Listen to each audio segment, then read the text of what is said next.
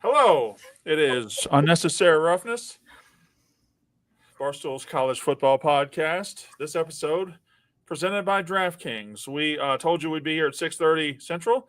We are 7 minutes late. That is on me. I will own that. I couldn't figure out my mic situation, and also I had to yell at our producer. So we're a It little was late. it was a moment. But listen, you turned it on when you needed to. There were some deep breaths taken. Yeah. We're live now. You're good. Good. I'm good. Just keep it moving, you know? Hey. And by the way, you weren't actually yelling at our producer. You were yelling to our producer about the situation. Yeah. Hello. How's everybody doing? Again, once again, this episode brought to you by DraftKings. Blutman, Canada and Sweden at the top of the hour. Yeah, can't wait, 42 minutes away, they say. Okay. All right. So we're going to talk a little college football tonight, a little bit of news, a little bit of whatnot. This is going to be our live every Monday, Tuesday, or Wednesday, really, whenever we can do it. But it'll be one of those 3 nights every week. Hopefully we'll settle on a night that works best for everybody. This was kind of a weird week, so I'd rather do it on Monday or Tuesday. But right now it's Wednesday. There's 10 inches of snow outside my window right now. I don't know when I'll ever be able to leave the house again. Anywho, so we'll do a little bit of news. Kayce, you got a 2-minute drill, yes? I do. And I told Blutman this before you logged on when we were backstage. I have a Liam Blutman question that I think I probably could just ask him like in a text, but I'm going to do it on the podcast because I'm very fascinated. Let's describe the style of your hair right now. It's pigtail to the right, and then it's a side braid. It's a side braid. That's not a pigtail? Okay. I mean, I guess it's one pigtail, but it's a side braid. And by the way, not that I expect you to know that I wear this hairstyle all the time. Like I don't be paying attention to you. Well, you just did. But no, it's just I'll be honest with you. I worked out and I didn't want to wash my hair. So we were wearing a Celtics hat and we got a side braid, okay? Excuse me, I work out. Look at me. I'm in shape. It would have been a hot mess. It would have looked like a grease ball, and we don't need a grease ball, So you got the side braid. It's like Elsa from Frozen. Yeah, we don't need 2 anyway. No, his hair always looks clean. I'm not saying anybody. I'm just. You sure are pointing at someone. I'm stretching my shoulder out. What are you talking about? I don't even know how. I'm stretching to. What do you? What? Oh no. Oh, a double point. I'm number 1 twice. 2 grease balls. Look, 2 grease balls right there. Yeah, it takes you a second. A second. And I'm proud of it, Playboy. Kayce, 3, 2, 1. Point at Blutman. Got it. Okay. Blutman, point at me. There we go. All right. This is the kind of riveting stuff you get in the off season. All right. We got some news to get to, but I am unveiling tonight. Oh. The first ever Brandon Walker happiness index throughout this country of college football. The happiness index, because as we transition out of one season into spring, into another season, I don't know that we can just pull up every roster and look at every roster and say, wow, this team will be this in 2025, because there's still some movement to be made. There's still there's going to be at least 1 or 2 quarterbacks that move late in this process. So anyway, we could do that. We could spend 8 months talking about rosters, or I just want to look at this country and which fan bases and which schools and which organizations are 100% totally happy with their situation. They're totally happy with their coach. They're totally happy where they are. They are completely happy with what's going on. Now, there's about, 60 Power 4 schools in this country. I have 13 totally happy, totally 100% happy teams and fan bases. I have about 8 mostly happies. I have about 8 a little happies, and then everybody else is just kind of floating in the breeze. I'm actually shocked you have 13. Like, I don't know if that says more about me thinking. I thought it would be. Well, and I also I don't know if that's me judging that you wouldn't think that they are happy, but 13 is a lot of really happy programs. Now, would you like to? What a lame topic by Brandon. McButter Golden, you can suck my right nut, you ugly fuck. Happiness, Brandon. Happiness. It is February 12th. It is February 12th, and we are talking football, okay? And also, let me take you behind the curtain, because at night, I am this miserable prick because I have to talk to people like that. But in the morning, Kayce, have I not been a breath of sunshine recently? You have. We've been talking more in the morning. You've been positive. You've been sending me positivity playlists. Like, and that's not a joke. Like, Brandon will say, let's have a great, like yesterday, I was like, let's have a great Tuesday, and sent me a positive playlist. And I was like, what is going on? What has happened? I'm listening to Jesus playlists in the morning now to get my mind right. So I like it. I'm all about it. I sent you a Jesus song this morning. We're doing this, okay? We're positivity in our lives. Yeah. All right. Now we're going to do it like this. Blutman and Kayce, I'll let you go back and forth. There's 13 totally happy fan bases, totally happy teams, totally happy schools. And I want you to guess and see if you guys can go 13 for 13.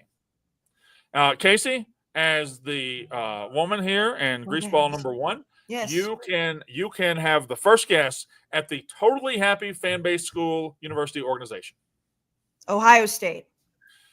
I thought about putting Ohio State on the mostly list because they won the national title but didn't beat Michigan. However, if you win the national title, it cannot be argued. Whatever happened, happened. You are totally, totally happy. Kayce is 1 for 1. Blutman, your turn. Very happy. Totally happy. Totally happy. The most happiest. I would go with. I'm going to be honest. I was counting every team in the country to see what number we're at now because it's been updated and I wanted to make sure. So I was kind of focused on that. And now I lost my number and I'm upset. Boise State. Oh, you have. What is it about this assignment where I said Power 4 teams that you don't get? I didn't hear Power 4 again. I was counting. I'm sorry. Stop counting. Arizona State. We are 2 for 2. Thank you. Arizona State, completely and totally happy with where they are right now. Now, with them, and I don't know if it's going to apply to them, there's got to be total happiness with a little bit of fear involved, with a little bit of gotta hope somebody doesn't come get Dillingham. I don't think they will, but it happened to Arizona. Just remember when Arizona was totally happy a year ago and then it all fell apart? That's 2 for 2. Kayce, it is your turn. The University of Texas, Brandon. We are 3 for 3. And if we had to list who are the happiest right now, I think Texas, well, there's one more, but I think Texas is high on the list because we're not that far removed from Texas is back being the running joke every single season, of Texas being a joke every single season. But now, back-to-back playoff appearances, Final Four appearance this year, well, Final Four appearances both years. They got Arch Manning come in. They might be preseason number 1. If they're not preseason number 1, they're number 2. So I think they are completely 100% totally happy. And also, like, we talked, I mean, just to add it too, like you talk about just going into the SEC year one, like to perform the way that they did, you have to be happy with that, even though it was a fugazi SEC schedule. I'm just saying. But you know what it is next year? A fugazi SEC schedule. They just get to run it back. Blutman, we're 3 for 3. It'd be tough to leave them off, but Notre Dame. Notre Dame's got to be on there, right? Despite losing the national championship, despite losing Northern Illinois. We are 4 for 4. I have Notre Dame as being completely and totally 100% happy with where they are, where they're going, and who their coach is. And even though Brian Kelly made multiple playoff appearances at Notre Dame, I'm not sure they were always 100% happy with who their coach is. I know they're 100% happy with who their coach is now. Did he go through a rough patch early in his career? Yeah. Did he go have a rough game this year in Northern Illinois? Yeah. But obviously they are where they want to be and going where they want to go. So I've got Notre Dame completely happy. Now, after maybe one more, it gets a little more difficult. So, Kayce, we're 4 for 4. I think the last slam dunk one here is Penn State. We're not 4 for 5. I have Penn State as mostly happy. Oh. I think Penn State fans are pleased with the fact they made the playoff. I think they love what they have coming back. They're going to be a preseason top 3 team. But I think in the back of their mind, they don't totally believe James Franklin can do it. Okay. I believe they like a lot of what they got in front of them. They're mostly happy. I would say they're 90% happy, but they're not totally happy. So I have a confession here. I tried to put myself in the Brandon Walker brain, and because last season, think who I am pleased with. Well, no, I was trying to think because I have always been like the anti James Franklin person. Like every time I'm like, well, can you win a big game? Can you win a big game? And you're always like, but until he does. So I was thinking maybe you were more on that side, but I see your point. So it wasn't a slam dunk, but I thought I was out thinking myself picking your team. I'm sure there was some sense in there somewhere. There wasn't. I was trying to fade myself by picking somebody I thought you would take it. Whatever. Keep going. Blutman, it's back to you. You can take the lead now. It's 2-2. Name the 4 that we have just for those. You have Texas. You have Ohio State. You have Notre Dame, and you have Arizona State. Okay. So there's 2 that I think could very well be here that I think you did leave one of them out at least. Don't think of how I look at them. Think of how they're the problem. That's where this is going to be way harder. I'm thinking of every variable possible. I'm doing algebra and I didn't even pass algebra. That's why I didn't graduate college. So I'm trying to figure this out, and it's really difficult, Brandon. I think there's no way that I'll go Georgia, and you'll look past this last season. 4 for 6, guys. There's so much here. We're not moving forward until y'all get these teams. There's so much here. Georgia, I think their fans are mostly happy. We're going on 2 years now. They haven't won a national title. And after winning back-to-back national titles and then Kalen DeBoer leaving, it felt like the SEC was going to be Kirby Smart's to grab. And while they won it, they didn't really grab anything. They kind of backed into winning it. They didn't look great from week to week. They were good. But Georgia fans have been used to being the elite of the elite of the elite, and they weren't that this year. I don't think they blame Kirby as much, but they're not real pleased, not 100% pleased with what they put on the field this year, and they're not 100% sure what they're going to have a quarterback next year. So I think Georgia fans are mostly happy. And also, if you rewind a couple years and when Stetson Bennett was who he was, and then it was like, oh, but hello, we've got Carson Beck coming in, and like he's even more athletic, he's even better, and then he plays for Miami now. So new rule, it's a race to 5. Okay. Well, let's might be a race to 7. A race to 5. 2-2. Oh, it's 2-2. How many teams did you have in this tier? 13. 13. Okay. That's crazy. It's not your turn. That is crazy, by the way. That is crazy. Can we since we both failed, can we do a quick reset really quick with somebody that pays us money? Yes, please. Let's take a breath. Blutman, let's regroup here. We're going to regroup with Chubbies, okay? Brandon, you mentioned there's 10 inches of snow outside your window right now. It's snowing here too, but the summer is coming up. Once football season ends, once the Super Bowl is over, you start looking forward to hot girl, hot boy summer. Chubbies, they have got the original stretch shorts, and they've got all the different levels of the inseams. So if you want to be a guy that shows all the thigh or not so much thigh, they've got it all. Of course, they have the elastic waistband. They have all the performance polos as well. They have the pants. They have the lined swimsuit collection. Of course, just everything Chubbies has looks incredible. It's super comfortable. And if you're going to be spending a lot of time at the beach, at the pool, on vacation, Chubbies will have you covered. So if you're getting dressed for your work day, because they also have that, your workout, and of course, a weekend getaway all summer, Chubbies has you covered. For a limited time, Chubbies is giving our viewers and listeners 20% off with your order of our code UR. That's UR at chubbyshorts.com. That's UR at chubbies, CHUBBIES shorts.com. Show our show some support. Tell them we sent you. And don't blend into the crowd. Stand out with Chubbies, Brandon. Show them thighs out there with Chubbies. I'd just like to point out that Kayce started that Chubbies ad by talking about the 10 inches of snow outside my window. So, yes, we did just have a 10-inch chubby segment on the I honestly, normally I catch my sexual innuendos. I don't know what that's saying about me. You're getting old. No, I don't that. Well, never mind. I don't. This is not this podcast. Okay. All right, here we go. Kayce, wrong show here, okay? But by the way, I did call you about some titties today. Beside the point. You didn't answer. Yeah, you just didn't answer. I called you twice. It's beside. It was about titties? Yeah, it's a whole thing. We'll get to it. Okay. By the way, I would like to point out that we talked about how we talk about Jesus music, and then I was calling you, but it was later in the day, so it's okay. It's later in the day. Okay.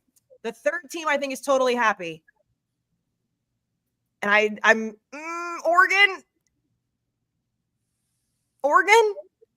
It is 3-2. I can't see a world where Oregon fans are not completely happy with where they are. Did they lose early in the playoff? Yeah, but they ran into Ohio State too early. It just the way the bracket fell fucked Oregon, and it sucks. But like Oregon's in the mix. Oregon is in the mix and was probably the second or third best team in the playoff. They just happened to play the best team too early. I don't see any world where Oregon fans are not completely happy. Blutman, you made a face when we said Oregon. Because I chose to say Georgia instead of Oregon because I thought that there'd be so much disdain and hate from Oregon fans with the format and how things played out that there is no world where they could be sitting at home right now and be happy. Happy about the program, yes, sure. I wasn't thinking that way, though. I was thinking more they ain't happy. They're miserable. It's a miserable offseason. I think they're happy. Yeah, this is about happiness with who your coach is, where you're going, where you are, all that. Yes. Yeah, they got screwed in the playoffs, so they probably are mad about that. But I'm not thinking externally. Yep. I'm thinking internally. That was poor on me. All right, Blutman. Indiana. You got a whole serve here. Indiana. We're tied at 3. Ooh. Just there's no world where every Indiana fan is not over the moon about where they are right now. Now, is it all a little fake? Yeah. Is it all completely made up because of their schedule? Yeah. But you're Indiana. It's the first 10-win team you ever had. You have to be absolutely thrilled and happier than you've ever been with your football program. I will give them that. So we are tied at 3. Tied at 3. Kayce. This is when it starts getting risky because I've got 2 in my head, but this is where I've got to stop thinking about what Brandon Walker is thinking.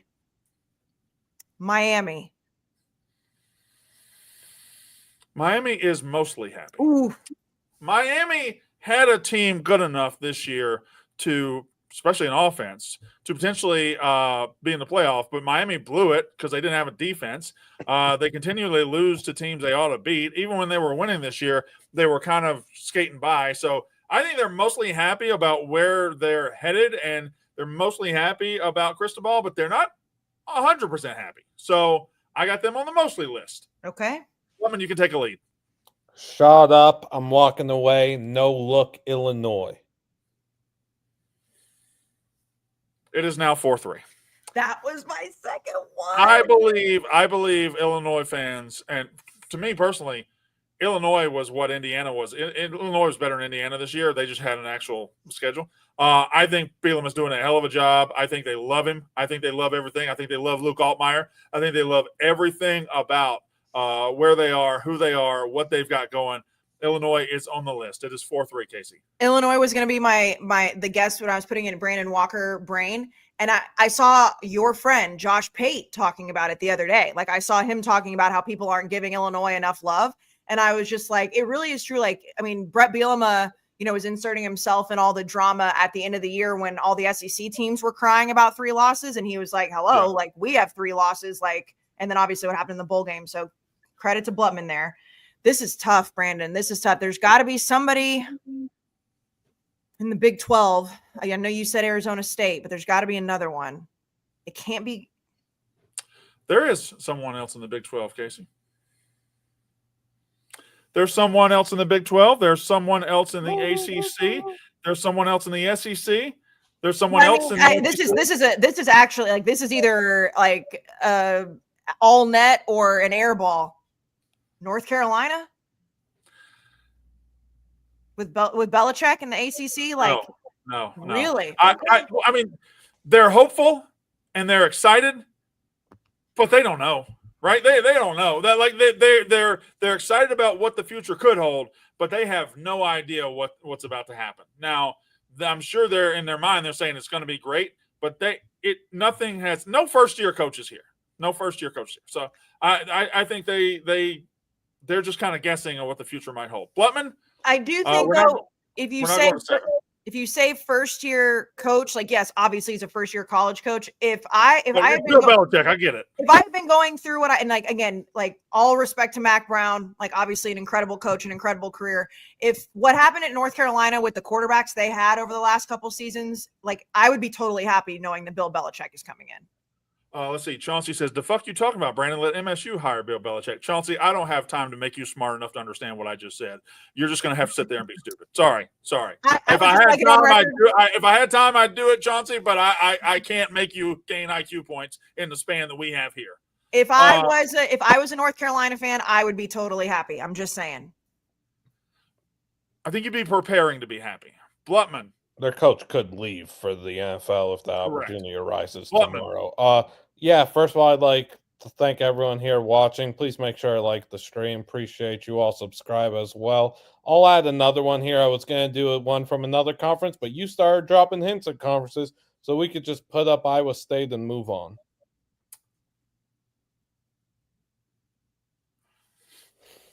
So there were two I put in the mostly happy list that could be totally happy.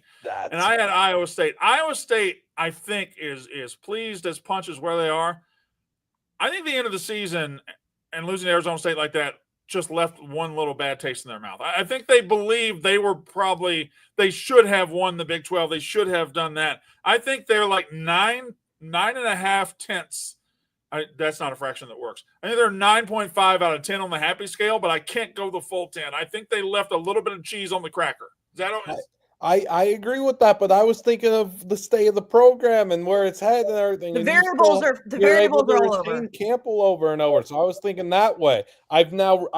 You're running circles around my brain right now. I don't know how to dissect this formula you've given us. We're playing to 5. Once you get to 5, I'll read that you have given us is a bit funky. Why are you hollering? It is kind of a blender. You put us in a blender because you have said don't take your opinions into consideration, but it is your list. Yeah. All right, here we go. So, Florida.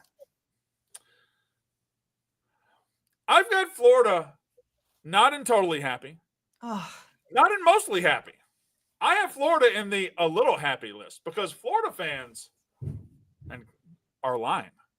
Florida fans. They finished 7-5, and it was a good finish, and Lagway looks like a dude. But Florida fans are pretending to be totally happy about the future while in the back of their mind still thinking Billy Napier still might fuck it up. Like, you have your quarterback, you have your future, you have your guys, but you still have a coach you don't totally believe in. And you can lie to liars, but you can't lie to me. So you, again, are like 85% happy. But the 15% knows you shouldn't have been as bad as you were under Billy until the end of this season. So that's my take. That's my take on Florida. There will be some Florida fans that will say, no, we're going to win the national title next year. You're lying to yourself and you're lying to everybody else because your schedule's still going to be tough. Your quarterback is going to be very good. I think the roster's been built well. I'll give Billy credit for that. But between the white lines, I'm not sure Billy's good enough, even with a great roster, to win 11 games. They do love DJ Lagway so much, though. So much. And they should. He's great. Right. He's great. Whose turn is it? It's Blutman's turn. I would go back to the Big 12, but the Big 12, much like the season, is such a mess, such a question mark. Why go there? SMU. ACC. Brandon's looking at the. It's 5-3. Damn.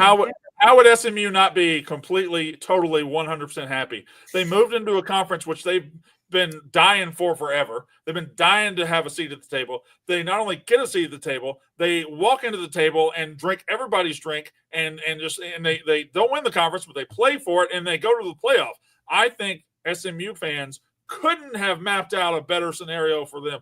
I got them at totally happy, so it's 5-3. We're going to keep going. May I have a counterpoint? You gotta get another one. No, I know, but can I have a counterpoint to that?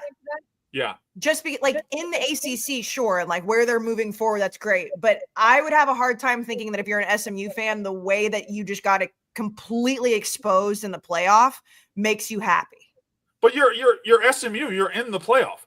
Some teams get to the playoff and they got to perform well to justify how they feel about themselves. an SMU gets to the playoff, an Indiana gets to the playoff, oh my God, that's the biggest accomplishment in school history. So if Alabama gets to the playoff and loses 38-7, they're not going to be as happy. But this is SMU. I suppose. All right, get one, Kayce. Get back on the board right here. You really got it. You really do have me in a blender here. Ole Miss.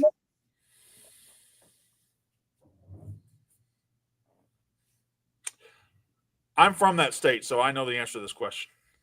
Ole Miss is totally happy. It is 5-4. Oh. But here's the thing: they're totally happy, and they're absolutely. This is the greatest thing that's ever happened to them.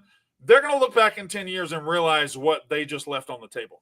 They had a top 3 or 4 team in the country this year, and their coach figured out a way to lose 3 games to 3 inferior teams. And while they're happy with where they are, they're winning 10 games a year. Lane's the best coach they ever had. Everything's good. Everything looks good on the surface. At some point, they got to look in the mirror in 10 years, like I said, and they're going to realize we could have won a national title in 2024, and we blew it. And that might be their best chance ever. That might be the best roster they ever have. They're not going to be as good this year. So, but I still think they're happier than they've ever been. So I have them on the totally happy list, but it's totally happy with a tinge of regret on the backside in a little bit. Okay. Big of you to add them, by the way. Very big. I speak truth. I sometimes truth hurts people's feelings. Sometimes it doesn't. Blutman? I'll take a risk because I would think that they are totally happy after 2 pretty good seasons under their coach, who they're able to keep in house, and you got it. Everything looks to be going the right way. Georgia Tech. You don't got it. That's crazy. How are they not totally happy? You think they're totally happy? I do. Florida State's a joke. It doesn't matter. They got a massive win over Florida State. They got a massive win over Miami. They nearly beat Georgia 18,472 times. They should have beat Georgia. They are progressing in the right direction. I don't know how a Georgia Tech fan in any way could be like, man, I'm down in the dumps right now. I'm moderately happy. All in happy. You're caring about football again. I'm from that part of the country. I could say that too. And I got Georgia Tech rambling rec fans who are just happy to be an engineer. Now they're happy about football too. Yeah, Georgia Tech is fully in on happy. Add it to the board. It's not a scale of I'm miserable, I'm totally happy. There's middle ground here. I think they're 85% happy. I think all those wins you said, they also took a couple of losses that weren't great. I don't know that they've turned the corner. I think they're headed towards totally happy, but they're not Indiana. They're not SMU. They're not in the playoff. There's still room to go here for them. There's levels to this, and on their level, they are totally happy. I don't think they are. I think they're a Georgia Tech fan.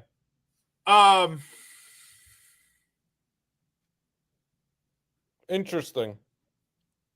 I know a Georgia Tech fan. What does that prove? What does that have to do with anything? Because what does that prove? I know Georgia Tech fans who are totally happy and now care. Oh yeah, no, I have a girlfriend that goes to another school. Yeah, you don't know her. You don't have a girlfriend. You have a wife.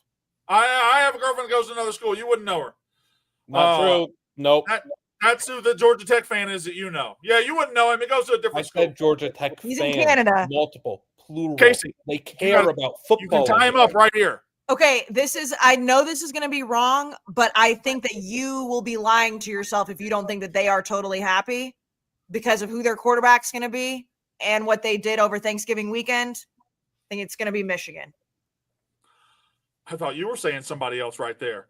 No, Michigan is not totally happy. Michigan has their own category. Oh. So I have you talk to Michigan fans right now, and they talk about Bryce Underwood, and they talk about they beat Ohio State. That's the only thing that matters. They're not smart people. You've got totally happy, mostly happy, a little happy, and then not happy. Michigan isn't in any of those lists. Go get me a sweet tea.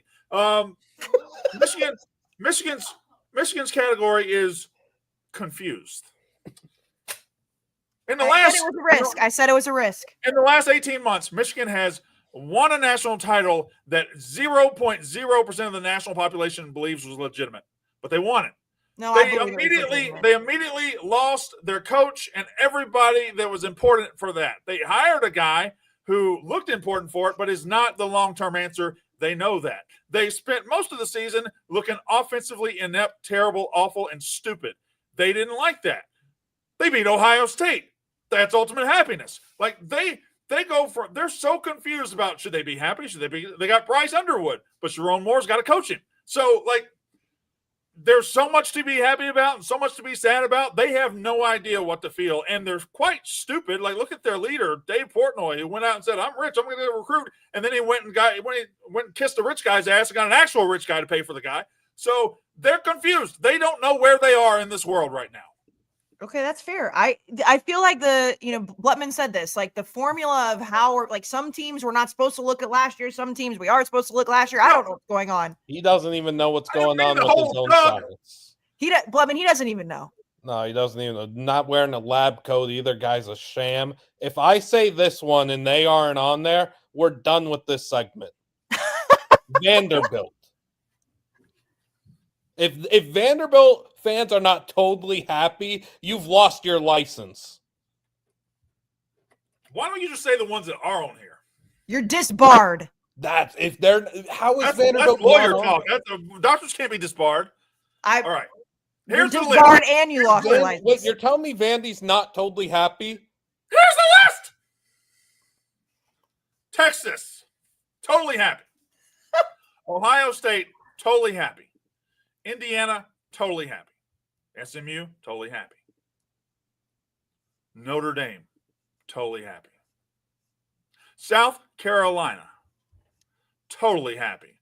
Delusional a little bit, a little stupid. Absolutely brain fucked by 10 years of Clemson dominating them, but they believe they've got a Heisman winning quarterback. They believe they've got a national title roster. They believe they are so much better. They think right now they should have been in that playoff. They are totally happy. A little stupid, totally happy. I left them out because of the way they played in the bowl game. Like, they can't be happy with that. Oregon, totally happy. Arizona State, totally happy. Ole Miss, totally happy. Illinois, totally happy. Now, here's where it's where Blutman's gonna get mad that I included this ACC team and not the one that he said. Blutman, Syracuse fans are over the moon happy right now. Yeah, they're on my list. Yeah, they are over the moon happy. They are very excited about who they got, where they're going, and all that. Mm-hmm. Okay. Kayce. All right. No, I can. Kayce, no, Kayce. I know. No, sweetie, listen to me. You're doing great, but I cannot fucking believe. I can't believe that I'm about to say this team and you didn't. I know it's one. Like, it's either my team or the. Okay, go ahead. Kayce, you're gonna feel so stupid. You name me a Colorado fan who's not happy right now. Brandon, the reason I didn't say it is because if there was even remotely a possibility that you didn't have them, the fucking walls would crumble down. Oh, she's a dick rider. Oh, she does this. Oh, she does that. It wasn't even worth it. It wasn't worth. I thought Colorado could be on the list. I thought A&M might be on the list because A&M fans are happy. They lost to Texas. No, you over my dead body was I going to say either one of those teams, risking that it wouldn't happen, and that's all we would hear about. That's all the comments would be. Kayce, don't get right in your mic to emphasize to me. Don't do that. Don't get right in your mic to emphasize shit. I know how this works. Like if you said Mississippi State, which is an LOL joke, laugh out loud. If Blutman had said UCLA or something, no one would point that out. If I said A&M or Colorado and I was wrong, that's the only thing that would come out of this podcast. So you know what? I'll take an L for keeping my dignity. Colorado fans were 1 and whatever a couple years ago, and forget the fact they won 8 games this year. Forget all that. It's just the attention they get. It's just the spotlight they get. They matter. They're relevant just because of who their coach is. They are so happy about that. I think they could have won 6 games and been happy this year. But anyway, that's the list. I also have another one who's a little delusional, but I got him on the list. I don't think they were that good, and I don't know if this coach is great. But I think Missouri fans are 100% happy with their coach and where they are. Do you agree with that, Blutman? Yep. Yeah. See? So I can't get over Vanderbilt not being totally happy. And Vanderbilt. Correct. I never said they weren't on the list. Won 7 games in the SEC and competed with just about everybody they played, and they beat Alabama. Alabama's not in their best shape. You're not listening to what I'm saying. They're Because on the list. doesn't make sense. Kayce and I agree. Yeah, we do agree. If formula Shut up! stinks, we gotta get back in the lab. Flippin'! They are on the list. You didn't say that. Exactly. I never said they weren't on the list.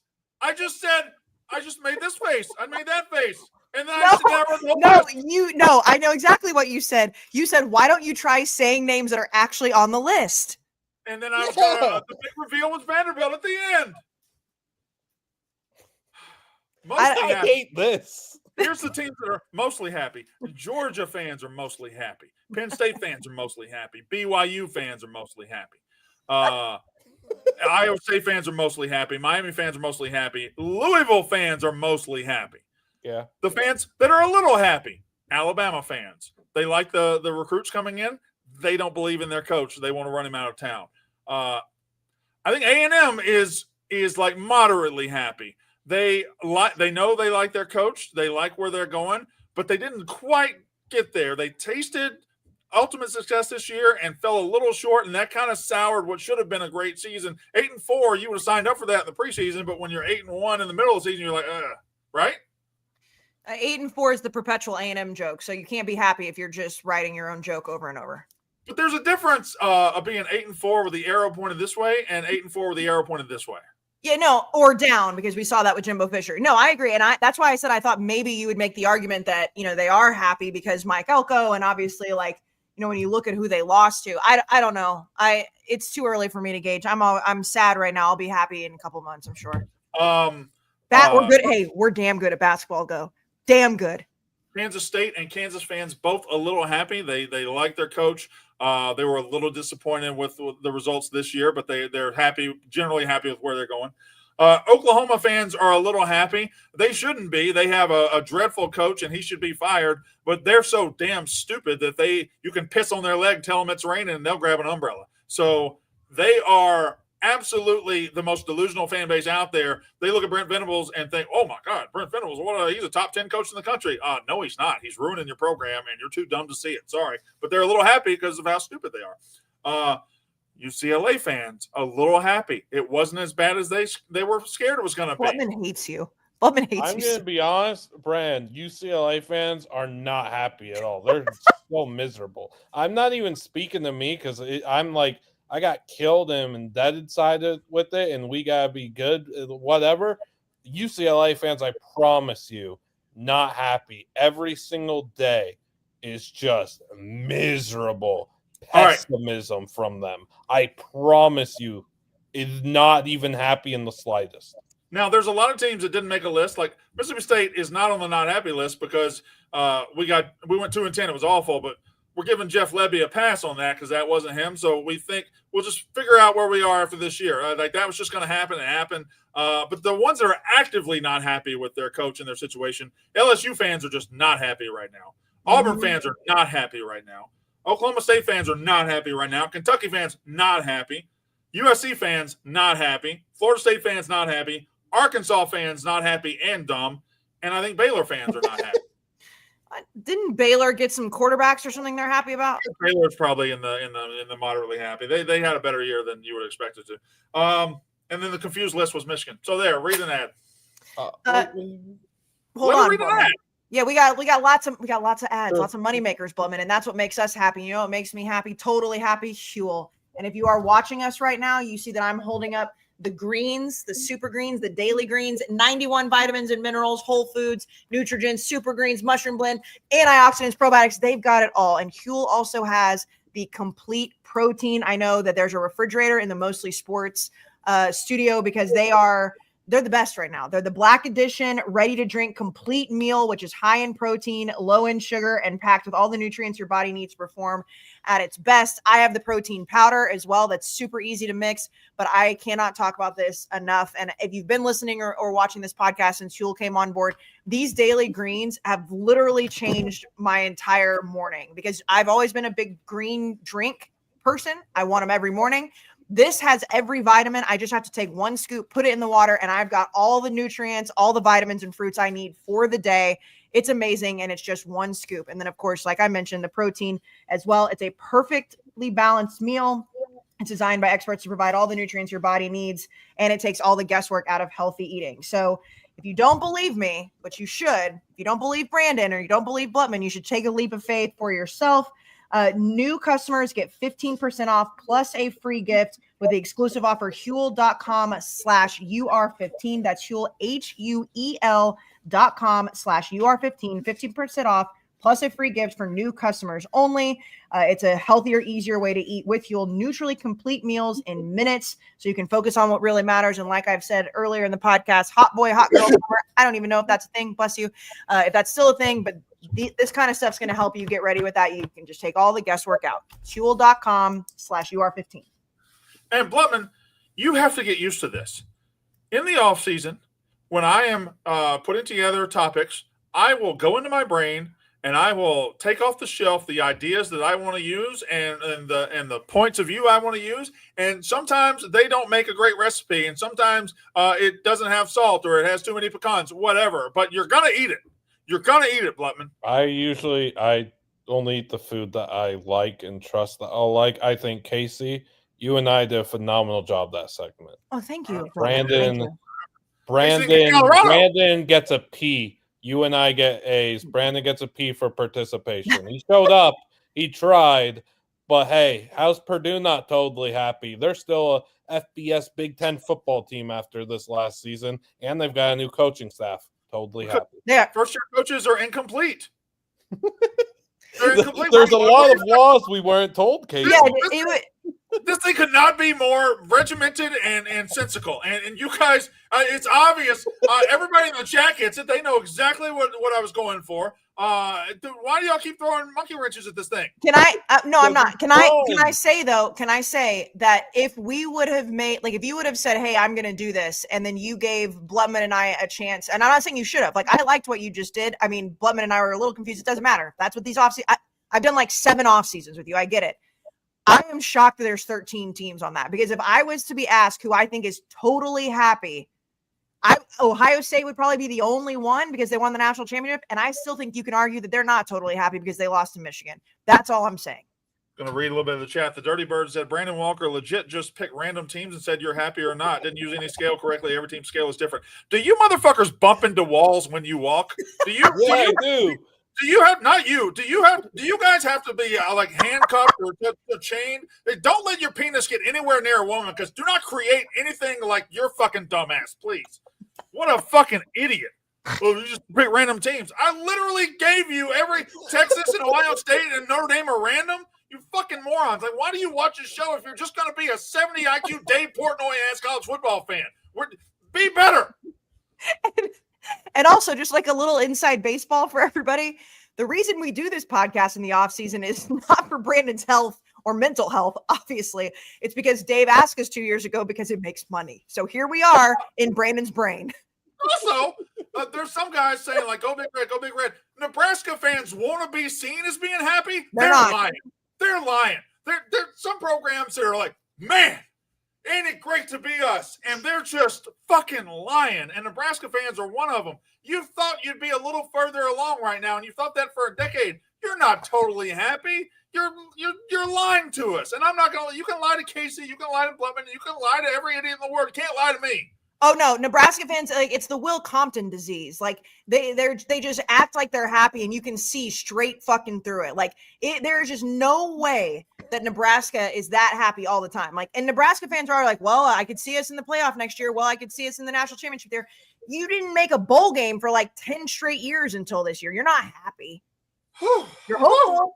You're not happy. All right, do another ad, and then I got a couple news items, then we'll do your 2-minute drill. Well, I'll tell you, Brandon, I'll tell you what you need. You need a good night's sleep because, buddy, these off-season podcasts, they might give you some extra stress, but it's okay because you got your Boll and Branch sheets to go crawl into, and I do too. I absolutely love Boll and Branch. I've got the rope. I've got the PJs. Now, let me tell you about the PJs real quick, guys, because Valentine's Day is coming up.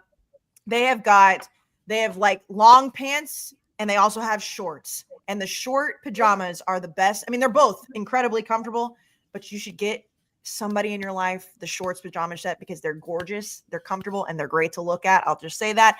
But Boll and Branch, we know, is the highest quality you can possibly get. It's breathable. It's buttery soft. They get even softer with every wash. which is huge with sheets because a lot of sheets that you buy that you think are going to be nice, they get rougher, they're not comfortable. And guys, listen up closely. Girls, pay attention to sheets. So spend the money on the sheets. And Boll & Branch is giving you a great way to change the way you sleep right now. You get 15% off plus free shipping on your first set of sheets or anything on the website at bollandbranch.com with promo code RUFF. That's BOLLAND branch.com. Promo code RUFF. You get 15% off. Exclusions do apply. See site for details. Also, I know that this podcast is college football, but there's a lot of parents that love college football. My son, who turned 2 this week, which is wild, absolutely wild. He's sleeping like a king right now on his Boll & Branch crib sheets. Like a king. Kayce, now, are you one of these girls that pays attention to sheets? Of course I am. Oh, I was unaware that the back seats of Mustangs had sheets. Brandon, I didn't lose my virginity until I was 18 years old, so I wasn't doing the high school stuff that you were doing, okay? All right. Okay, everything's good? I started with dorm rooms, all right? I didn't have to start with back seats of cars, okay? All right. Okay. I was just asking. Woo. The last chance you guys are suing Netflix for $30 million. Have you seen this? Why? The members of East Mississippi's Last Chance U teams, I don't know if I got the right ones, but the first 2 seasons, I think DJ Hall was on it, Ronald Ollie, who went to Nicholls State. Like the first 2 years, they're suing Netflix for $30 million because they never saw any money off of the program. Now, I'm guessing at some point along the way when East Mississippi was having those players play, they had to sign something saying, hey, we're going to participate in this. So probably done, but whatever. That I just thought was interesting. I mean, that's like one of those things where, like, if it was some like random production company or like random distribution, that you'd be like, okay, maybe, like, it's Netflix. Like, I'm sure Netflix lawyers like made sure that was signed, delivered, and sealed long before it. But what did they expect, like, because they were featured on that, they'd all of a sudden get like an influx of cash? I guess. I don't know. They had a chance to make an influx of cash. They were on that, like, on a national scale. Everyone knew who they were, and they wanted to know who they were, and they got opportunities, like in due part to the show. They could have made money, and had that show aired a few years later, NIL era, they'd have been cashing. Right, they played in a system where they couldn't cash in on they're just a bit jealous, and that's all it is. They're wanting back pay on NIL stuff. Correct. All right, Kayce, you got a 2-minute drill? I do have a 2-minute drill. I do. I'm going to start with the one that you and I agreed on, that you actually mentioned it, because the rough and rowdy fight is hot in the streets at the moment with Patrick Mahomes Sr., hot in the streets. So you said this, and I was thinking it as well. What 2 coaches would be the best main title fight, rough and rowdy fight, if we want to go that way? And before you jumped on the podcast, Blutman asked me an interesting question. He was like, does it have to be current coaches? And I said, Blutman, you can go wherever you want with this. This is the offseason. Go wherever you want. So I'm hoping that, because I went current coaches, and I picked 2. I picked a heavyweight fight, and I picked a lightweight fight. Wow. So I immediately think Ryan Day and Sharon Moore, but let's be honest, Sharon Moore would beat the fucking shit out of Ryan Day. So I moved on from that. I then thought Brett Bielema and Shane Beamer, but let's be honest, as a big boy myself, Bielema ain't making it 30 seconds. He would beat the shit out of Beamer, but he might give out before he does it. James Franklin feels like he can fight. Oh, I don't think so at all. Really?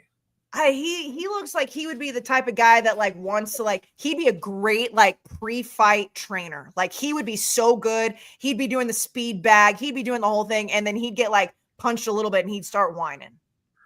I like a Napier versus Beamer kind of matchup, or a Napier versus Heupel kind of deal. So I have in my lightweight fight, I don't know if it's a lightweight, but it's skinnier guys. So Shane Beamer's got the crazy look in his eye, right? Like when he starts getting mad on the sidelines, who else? He wants to fight. He wants to fight. Who else gets that look? And I've got somebody, it's like a slam dunk, because I can see this look like it's like in my living room right now. Go ahead. Dan Lanning. Dan Lanning gets that crazy ass glazed over when he started to get yelling, and so does Shane Beamer. And I don't know what their measurements are like. If they're like, I tried to make it like as realistic as possible. Those two, when you get them hyped up, Shane Beamer a few years ago broke his foot kicking like a wall in the locker room. He was so mad. Dan Lanning like looks like he's about to, Hulk explode out of his shirt at all times. That would be a fight. Get them pissed off before they get in the ring. I would love it. Well, who's your heavyweight fight? You mentioned Brett Bielema, okay? Yeah. Nothing like a big boy fight. Sam Pittman. Brett Bielema versus Sam Pittman. I'd laugh my ass first off. 5 rows of fans would pass out from oxygen deprivation with those two sucking wind. Listen, I'm not saying it would be a good fight. I'm not saying Sam Pittman ain't making it through the ropes. It would be the funny type of fight that you see in Rough and Rowdy when you see like the really fat guys jump in and like one of them's wearing like jeans. Like you just would laugh the whole time. You've seen the video of Montoya's girl getting her butt bungoed. I think Bielema would do that to Sam Pittman's titties. Just bungo. I think that's what would happen. Montoya, por favor. Yeah. Complete side note. I don't need an American version of that TV show because it'll be too censored. I need that TV show to come out dubbed in English, like Squid Game is dubbed. That's what I need. We had that show 20 years ago. That's Temptation Island. But was it as uncensored as this? There wasn't just sex on it. I saw a clip yesterday of a girl going down on a dude in a pool. Like that just physically doesn't seem possible. Okay. It doesn't even seem. It doesn't. Nothing about it seems great. Again, different podcast, different time. Blevin, do you have an answer? I have 8 fights on my card. All right, go ahead. We're kicking off with 57-year-old Mike Gundy putting his title on the line. Actually, no title. This is an early card fight. This is just 57-year-old Mike Gundy against 52-year-old Trent Dilfer. We'll let these two maniacs go at it, and we'll all enjoy watching it. Yes? Yeah, I like it. Yeah, I like it. 55-year-old Dabo Sweeney's got a pal coming to town, 72-year-old Bill Belichick. They'll fight over the recruiting trail and national prominence in the ACC. I'd like to think Dabo would make quick work of Belichick, but I don't know. Bill Belichick's they're gonna spar. He's dating a 24-year-old girl. He's got to have some sort of stamina. Also on the undercard is 63-year-old Sam Pittman. Sad fight, I know. He's got to go up against the up-and-coming 47-year-old Jason Eck, who just got into the FBS. A fella who he's a bit big, he's a bit chunky, but that man loves cannonballs, and everyone loves him. This is a fan favorite against, I don't know what you call Sam Pittman, but that could be a fun one. Yokozuna, that's what you call him. All right. Main card time. This is where you get going. You start off with 49-year-old Lane Kiffin taking on 47-year-old Shane Beamer. A lot of energy in the octagon.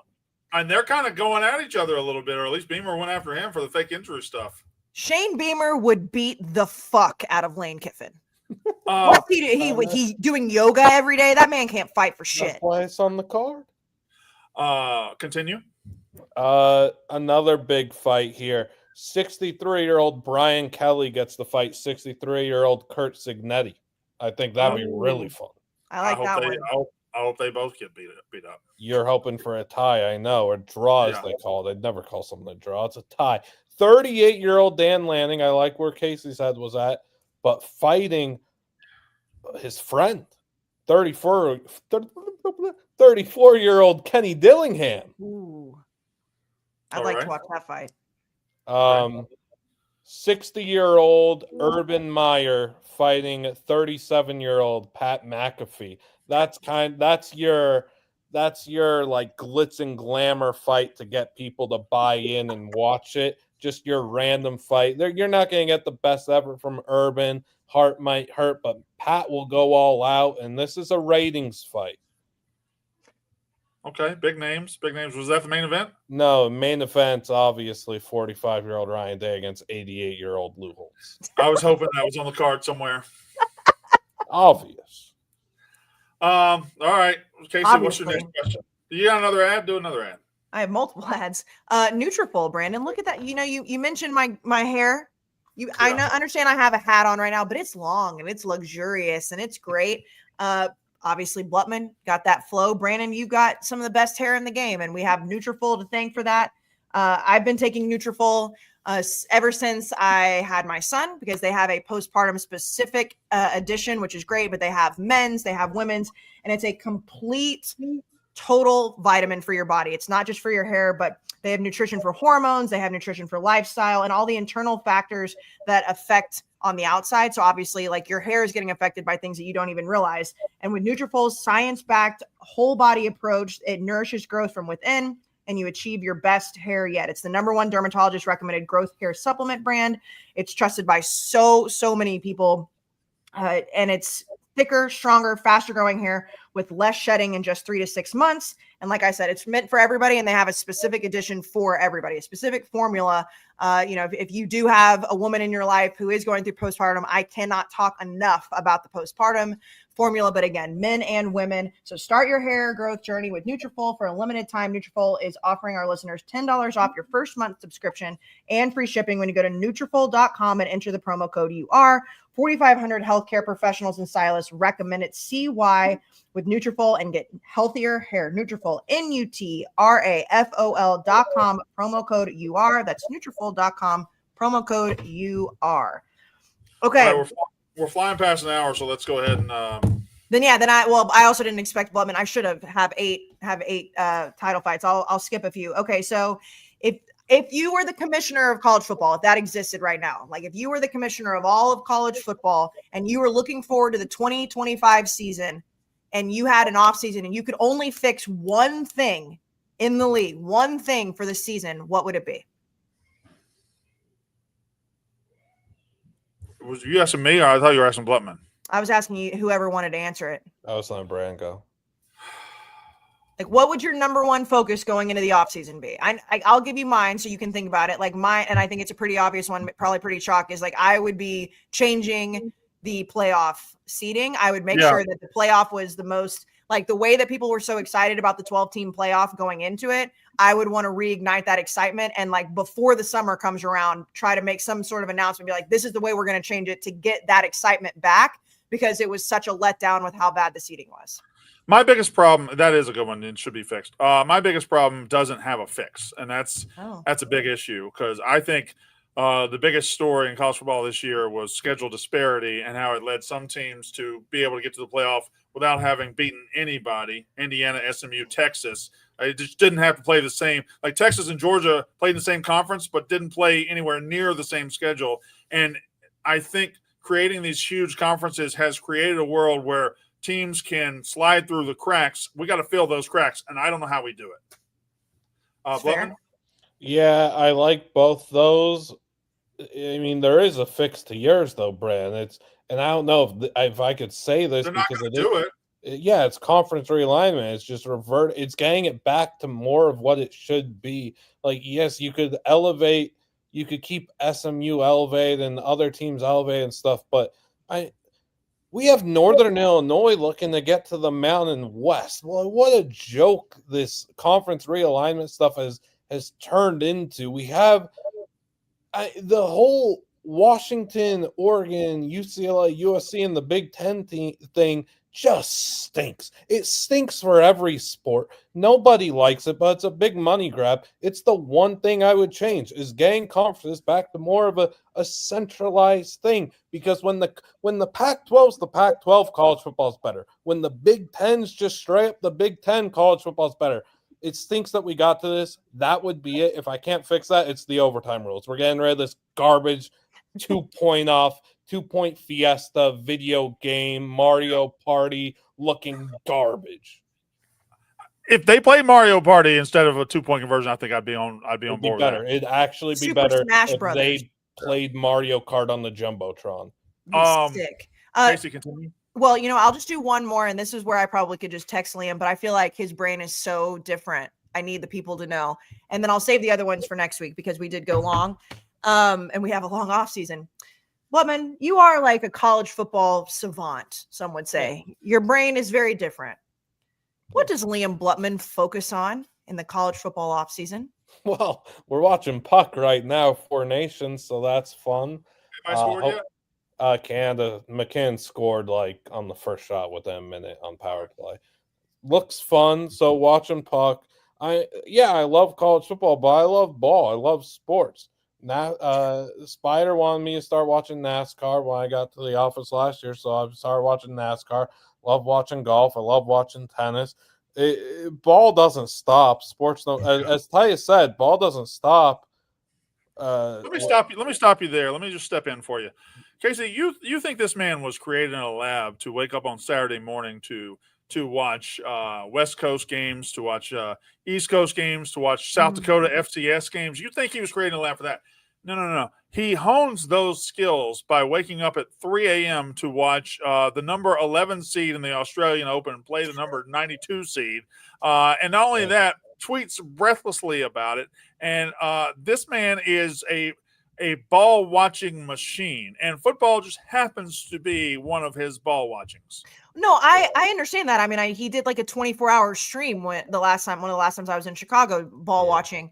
But I had, like when like somebody breaks up with somebody and you're like, oh, I have like this person hole shaped in my heart and only that person can vote. Like Blutman is college football. Like the reason we know Blutman, the reason that Liam Blutman exists in our lives is because of college football. Sure. And I just feel like if I was to watch Liam Blutman from August to January and I was a fly on his wall versus January to August, it's just a different man.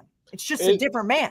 I guess I would say it's a different man, but it's the same.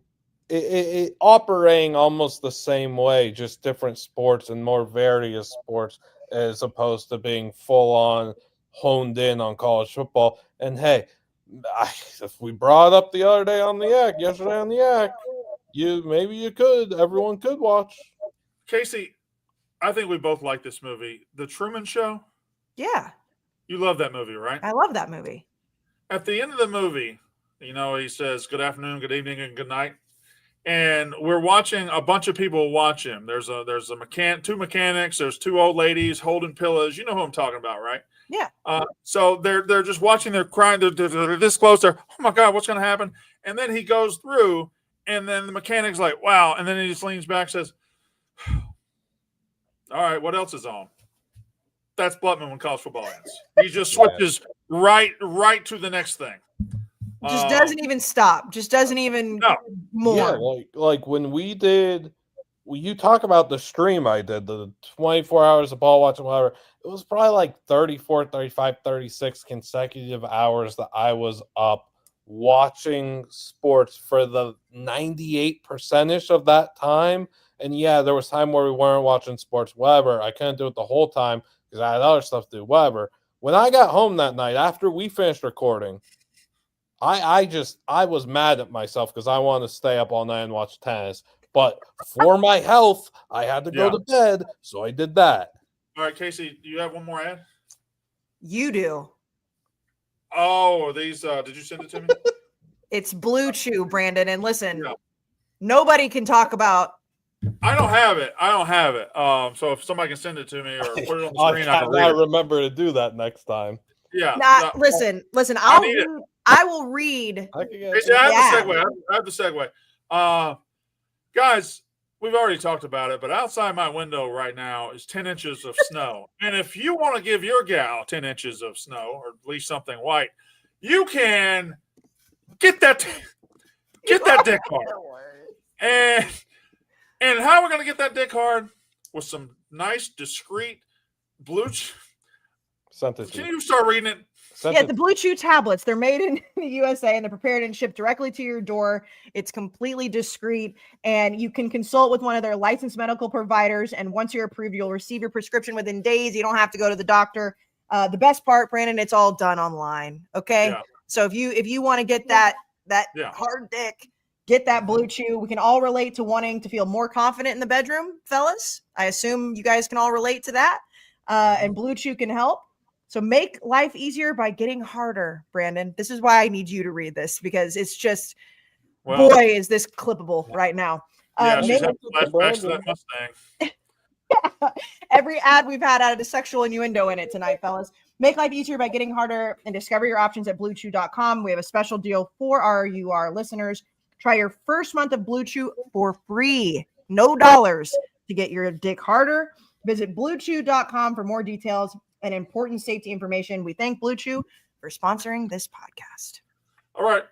That's a good place. We did an hour and 20 minutes or an hour and 15 minutes. So pretty good for the off season, hour and 4 minutes. I lied. Yeah.